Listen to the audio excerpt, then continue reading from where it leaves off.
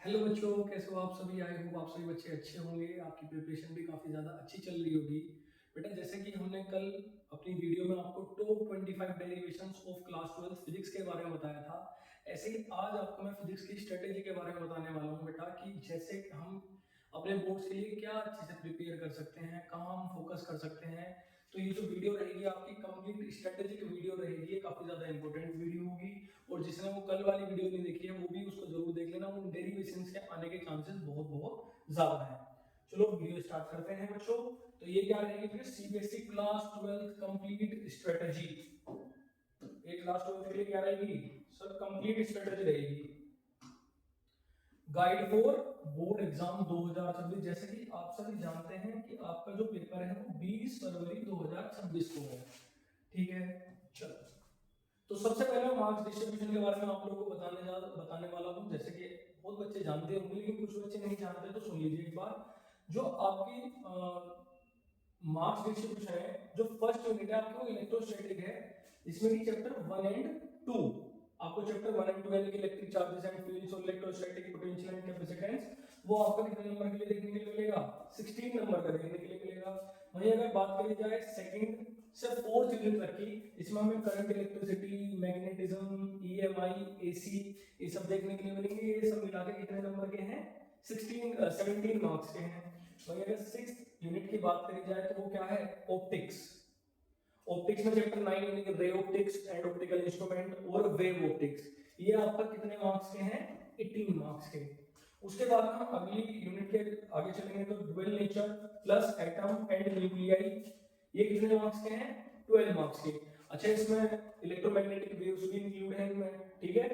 उसके बाद में हम जब 9th में चलते हैं, 9th यूनिट, तो इलेक्ट्रॉनिक डिवाइस जो कि सेमीकंडक्टर है आपका चैप्टर 14। अकेला चैप्टर कितने मार्क्स का है, 7 मार्क्स का है। तो जो टोटल मार्क्स आपके बैठते हैं वो कितने हैं, 70 मार्क्स। 30 मार्क्स आपको किसमें मिलते हैं, प्रैक्टिकल में। उम्मीद करता हूं कि आपके सब स्कूल्स में प्रैक्टिकल्स कंप्लीट हो गए होंगे। चलो, अब यहाँ पे अगर बात करूं तो मैं कुछ चैप्टर्स पे ध्यान देना चाहूंगा बेटा, कि कुछ चैप्टर आपके बहुत ज्यादा स्कोरिंग है, वो इजी भी है कंपैरेटिवली, और कुछ चैप्टर आपके क्या है, थोड़े मुश्किल हैं। तो सबसे पहले हम बात करते हैं चैप्टर की डिफिकल्टी क्लासिफिकेशन के बारे में। तो जो इजी चैप्टर है जिनको हम किस पे फोकस कर सकते हैं, focus for quick marks. Quick marks के लिए हमने फोकस कर सकते हैं, जैसे कि सबसे बढ़िया चैप्टर है इलेक्ट्रोमैग्नेटिक वेव्स, चैप्टर 8 है आपका। मैग्नेटिज्म एंड मैटर, ये दोनों चैप्टर क्या है, मोस्टली थ्योरेटिकल चैप्टर है, ठीक है। वेव ऑप्टिक्स, ये भी इंपॉर्टेंट चैप्टर है, थ्योरेटिकल चैप्टर है। इंटरफेरेंस, डिफ्रैक्शन, ये ऐसे कुछ टॉपिक्स हैं। और अगर आपको टॉपिक्स वाइज वीडियोस भी चाहिए तो बेटा मुझे बता देना, मैं आपको वो भी प्रोवाइड कर दूंगा। फिर इसके बाद में करंट, इलेक्ट्रिसिटी, ये भी इजी चैप्टर है, इसको भी हम अच्छे से स्कोर कर सकते हैं, इसके भी marks. Atoms, nuclei, dual nature and prediction of matter, semiconductor, ये सब किसके अंदर आते हैं, मॉडर्न फिजिक्स के अंदर आते हैं, जो कि आपकी कितने मार्क्स की है, 19 मार्क्स की है। ये चैप्टर आपको समझ में आ गए।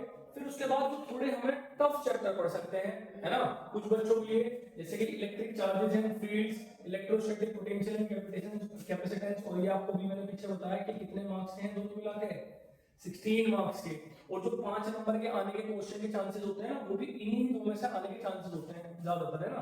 फिर उसके बाद मूविंग चार्जेस एंड मैग्नेटिज्म, जिसमें कि आपको मैंने कल बताया था उस वीडियो में, गैल्वेनोमीटर वाला क्वेश्चन बहुत ज्यादा इंपॉर्टेंट है, बायोट-सेवर्ट लॉ बहुत ज्यादा इंपॉर्टेंट है, एम्पियर सर्किटल लॉ बहुत ज्यादा इंपॉर्टेंट है। उसके बाद में इलेक्ट्रोमैग्नेटिक इंडक्शन, ये थोड़े ऐसे चैप्टर है जिसमें हमें क्या है, थोड़ा एक्स्ट्रा एफर्ट लगाने की जरूरत पड़ेगी। इलेक्ट्रोमैग्नेटिक इंडक्शन, सेल्फ इंडक्टेंस और म्यूचुअल इंडक्टेंस इंपॉर्टेंट टॉपिक्स हैं उसके। ऑल्टरनेटिंग करंट, अच्छा मैं वैसे आगे बताऊंगा, ये दो चैप्टर भी हैं जिसमें से 5 क्वेश्चन आने के चांसेस बहुत बहुत ज्यादा हैं।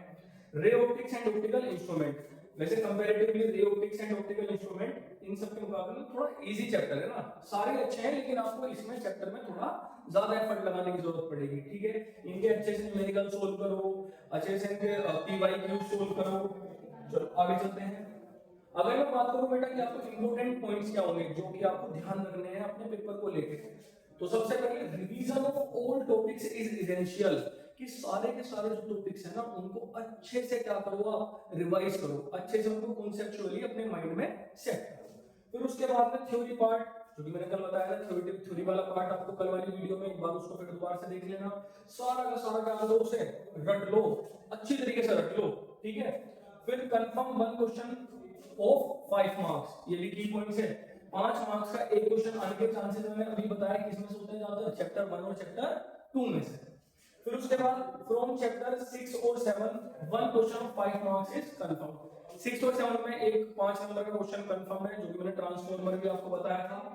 ठीक है, अपने वीक एरिया जहां आप लैग करते हो न्यूमेरिकल सोल्व करने में, उसको लिख लिख के लगातार क्या करो, प्रैक्टिस करो, अपने वीक एरिया पे फोकस करो और कोशिश करो ये बचे हुए दिन में सारे के सारे चैप्टर्स को क्या कर पाओ, रिवाइज कर पाओ। फिर ये सबसे ज्यादा इंपॉर्टेंट है, सबसे ज्यादा नेसेसरी है कि practice PYQ previous year question papers अच्छे से बहुत बढ़िया तरीके से इनको करके जाना है ना, अपने पेपर के लिए बहुत ज्यादा हेल्प करते हैं ये।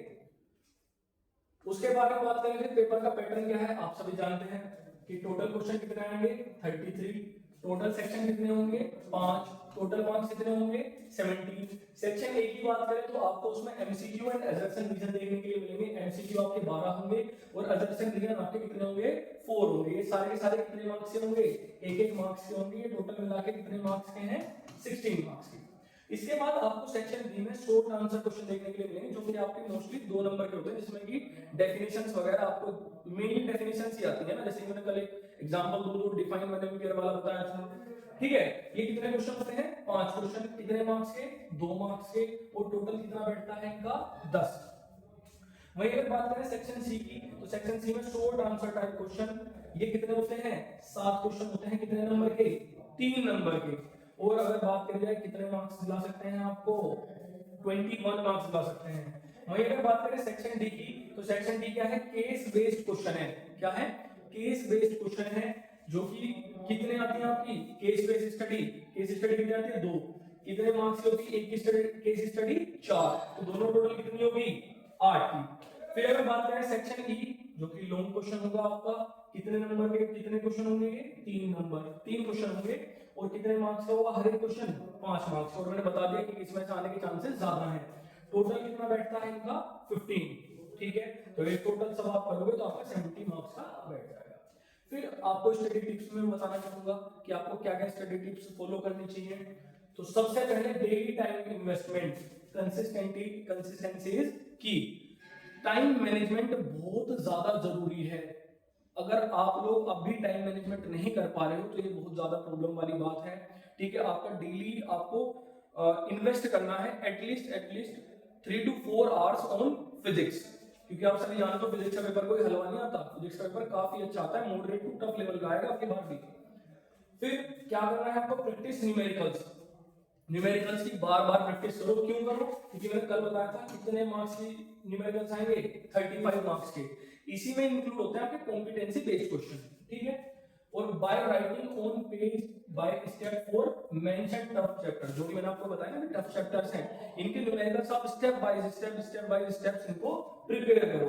Don't just read solution. कुछ बच्चे क्या करते हैं कि भैया सॉल्यूशन देखा अच्छा हाँ हाँ मैं याद कर लिया। ये कोई इंग्लिश हिंदी नहीं है जिसमें आप ऐसा याद कर लोगे। ठीक है, आपको उसको लिख के प्रैक्टिस करना पड़ेगा।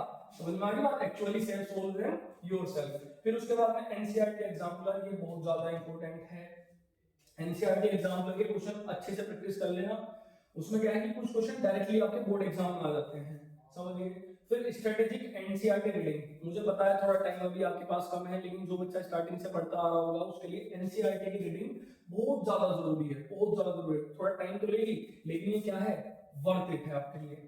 फिर आपको 6th टिप मेरी तरफ से क्या रहेगी कि जो स्कोरिंग चैप्टर्स है ना उनको स्किप मत करो। स्कोरिंग चैप्टर जैसे कि एग्जांपल के सेमीकंडक्टर्स, उनको स्किप नहीं करना।